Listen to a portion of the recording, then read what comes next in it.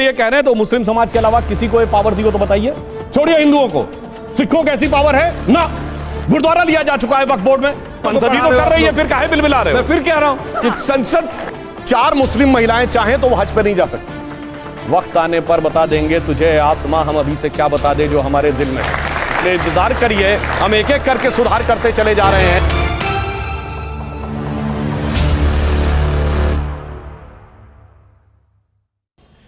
इस देश की एक हिस्ट्री लिखी जाएगी और हिस्ट्री ये लिखी जाएगी कि 1992 में बाबरी मस्जिद को तोड़ा गया और उसके बाद में उस वक्त के प्रधानमंत्री ने जाकर राम मंदिर का शिलान्यास किया, जो संविधान के बिल्कुल विरुद्ध है। एक ऐसी हिस्ट्री को हमने क्रिएट कर दिया। आज मुसलमान खामोश है। मेरी आने वाली नस्ल, मेरा बेटा, मेरा पोता, उसका पोता, 50 साल के बाद, 100 साल के बाद एक हिस्ट्री जब उनके सामने आएगी कि हमारी मस्जिद को तोड़कर मंदिर बना दिया गया, उस वक्त में हो सकता है कोई मुस्लिम शासक हो, कोई मुस्लिम जज हो या मुस्लिम शासन आ जाए, कुछ नहीं कहा जा सकता, क्या फेरबदल हो सकता है। तो क्या उस हिस्ट्री की बुनियाद पे इस मंदिर को तोड़कर मस्जिद नहीं बनाई जाएगी? बिल्कुल बनाई जाएगी। एक ऐसी परंपरा, एक ऐसी बुनियाद डाल दी है इन लोगों ने।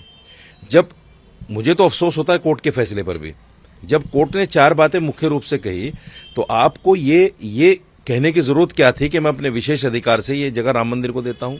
आप ये भी तो कह सकते थे कि जगह आधी आधी कर लीजिए, आधी में मस्जिद रहेगी, आधी में मंदिर रहेगा, बात खत्म हो गई, झगड़ा खत्म हो जाता। लेकिन कोर्ट ने उसको उस फैसले को, उस बुनियाद को, जो मामला था, उसको और आगे बढ़ाने का काम किया। क्या कुंभ में पैसा देना सरकारें बंद कर देंगी? विवाद नहीं है उस पर, मैं पूछ रहा हूं। उसमें भ्रष्टाचार के तमाम आरोप लगे, 7-8 हजार करोड़ रुपए टैक्स पेयर्स का लगा, क्या उसको बीजेपी सरकार बंद करेगी? मैंने वही कहा, एक मिनट भाई, आर्टिकल 14 इक्वालिटी बिफोर लॉ कहता है, आर्टिकल 15 कहता है डिस्क्रिमिनेशन नहीं होना चाहिए, भेदभाव। ये जो कानून है ये पूरी तरह से भेदभाव के तहत है। क्या आज आप कहते हैं सही बात है, एक मिनट कि वक्फ बोर्ड में कोई भी मुस्लिम के अलावा नहीं दे सकता है? क्या वृंदावन में कोई भी मुसलमान जाके दान नहीं देगा और कुंभ में कोई भी मुस्लिम वहां पर सेवा नहीं देगा? ऐसा बिल भी लेके आएंगे क्या आप? यही तो हमारी आपत्ति है कि आप एक धर्म को टारगेट करके जिस तरह से आप बनाना चाह रहे हैं वो गलत है। देखिए, मैं समझता हूं अगर वक्फ को कोई प्रॉपर्टी दी गई, क्या गवर्नमेंट इंस्टीट्यूशंस को, हिंदू धार्मिक संस्थाओं को, मंदिरों को नहीं दी गई? क्या डीडीए ने 1000 से ज्यादा हिंदू मंदिरों को नहीं दी है? वो डीडीए किसके अंदर है भाई? वो सिर्फ केंद्र सरकार के अंदर नहीं है क्या? ये जबरदस्ती का हिंदू मुस्लिम का जो मुद्दा बनाने का काम है, वक्फ को दे दी, वक्फ को दे दी। अरे भाई, वक्फ के ऊपर तो दिल्ली के, नई दिल्ली के तमाम होटल भी चल रहे हैं, ये ली मेरिडियन और तमाम होटल्स हैं, ये भी हमने तो सुना है वक्फ की प्रॉपर्टी है। क्या ताजमान सिंह वक्फ की प्रॉपर्टी? चले गए होते, आपकी सरकार रही होती। अब बात आती है, नहीं है, अभी भी नहीं गए। हमारा ये कहना है, असली बात आई है दुबा के ऊपर। एक मिनट सुनिए भाई, सुनिए ना, सुनिए नहीं, हंसने का मुद्दा नहीं है बच्चों। डीडीए को जमीन दी, अरे भाई कोई संस्था जमीन के लिए अप्लाई करे और सरकार अलॉट करे, वो एक चीज है। एक है कि सरकार की जमीन पे कोई क्लेम कर दे और सरकार के ले जाओ बगैर लड़े हुए कोर्ट में। ऐसा नहीं मतलब होता। मेरे विचार से तुलना सोच समझ के करनी चाहिए। अब्दुल को टाइट करने की बात नहीं है, ये अब्दुल में जो कट्टरपंथी उनको खोपड़ी बैठाने की बात है। ये दोनों में अंतर। हम इनको बताना चाहता हूं, अगर ये कह रहे हैं तो मुस्लिम समाज के अलावा किसी को ये पावर दी हो तो बताइए। छोड़िए हिंदुओं को, सिखों को ऐसी पावर है ना? गुरुद्वारा लिया जा चुका है वक्फ बोर्ड में 2022 में। ईसाइयों को पावर है ना? यहूदियों को पावर है ना? पारसियों को पावर है ना? तो मेरे भाई अब्दुल को कौन खोपड़ी में बैठा रहा है? अब मैं दूसरी बात बताना चाहता हूं, एक और फैक्ट समझिए।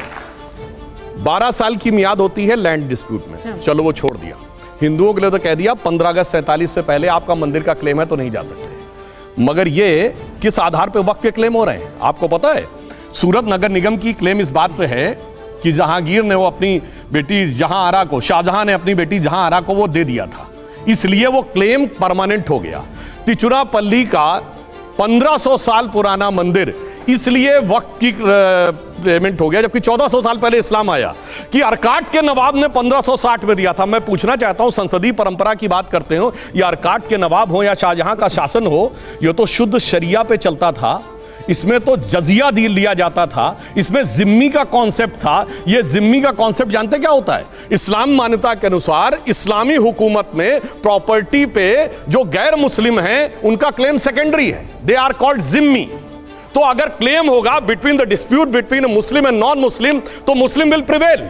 तो जो जजिया लेते थे, जो जिम्मी करते थे, जिन्होंने गाजी की उपाधि धारण की है, हजारों को कत्ल करने की बात, उनके फरमानों को पार्लियामेंट्री व्यवस्था में मान्यता प्रदान की, शर्म आनी चाहिए मुझे लगता है। इस गांव पे क्लेम हो गया, अब वो बेचारे गांव वालों की जिम्मेदारी है कि वो बताएं कि 1562 में नवाब ने नहीं दिया था। यही जवाब ले लेते हैं। सूरत नगर निगम पे क्लेम हो गया तो बताएं कि जहां आरा ने नहीं दिया था। मतलब गजब का तर्क बनाया। सुधांशु जी जवाब ले लेते हैं, ये अहम बिंदु। 1991 में अब इन्होंने मंदिर और मस्जिद का एग्जाम्पल दे के सब बच्चों को कंफ्यूज कर दिया।